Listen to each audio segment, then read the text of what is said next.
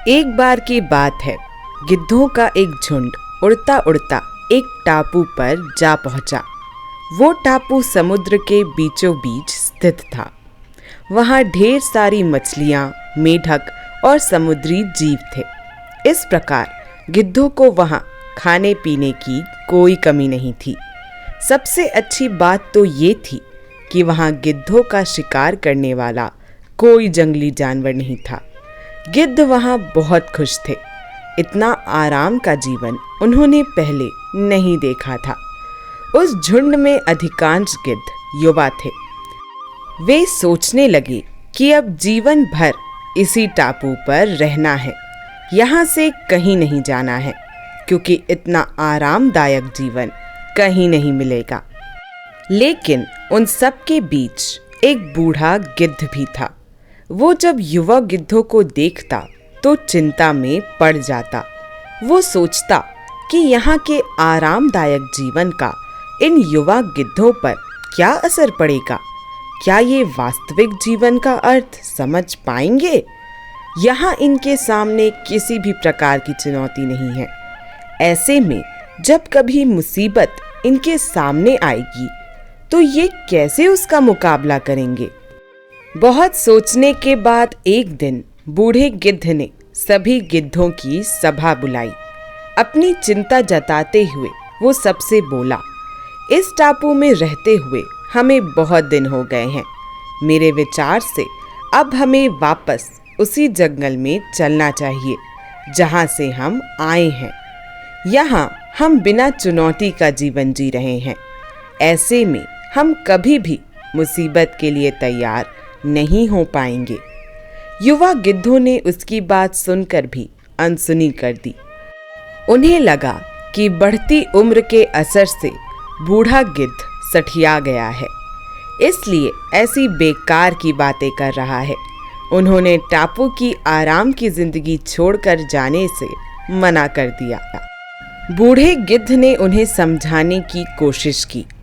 तुम सब ध्यान नहीं दे रहे कि आराम के आदी हो जाने के कारण तुम लोग उड़ना तक भूल चुके हो।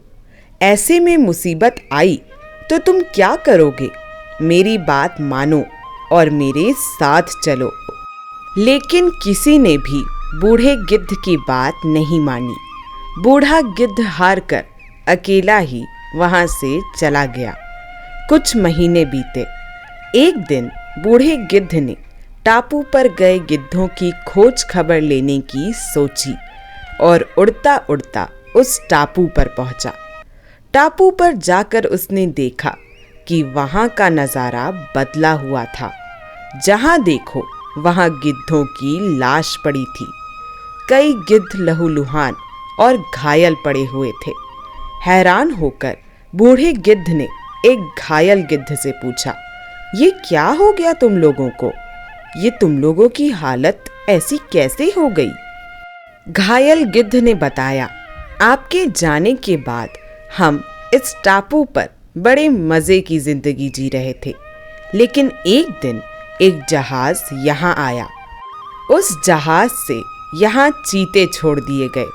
शुरू में तो उन चीतों ने हमें कुछ नहीं किया, लेकिन कुछ दिनों बाद जब उन्हें ये आभास हुआ कि हम उड़ना भूल चुके हैं और हमारे पंजे और नाखून इतने कमज़ोर पड़ गए हैं कि हम तो किसी पर हमला भी नहीं कर सकते और ना ही अपना बचाव कर सकते हैं, तो उन्होंने हमें एक एक कर मार कर खाना शुरू कर दिया।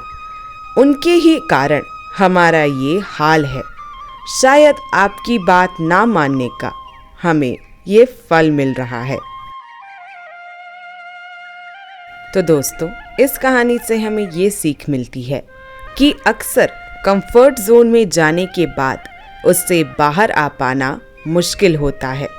ऐसे में चुनौतियां आने पर उनका सामना कर पाना आसान नहीं होता। इसलिए कभी भी कंफर्ट जोन में जाकर खुश ना हो जाएं। खुद को हमेशा चुनौती देते रहें और मुसीबत के लिए हमेशा तैयार रहें।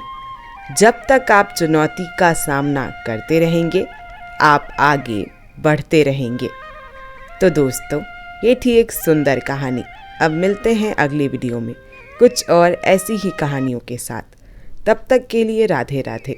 और ये वीडियो देखने के लिए आप सभी लोगों का बहुत बहुत धन्यवाद।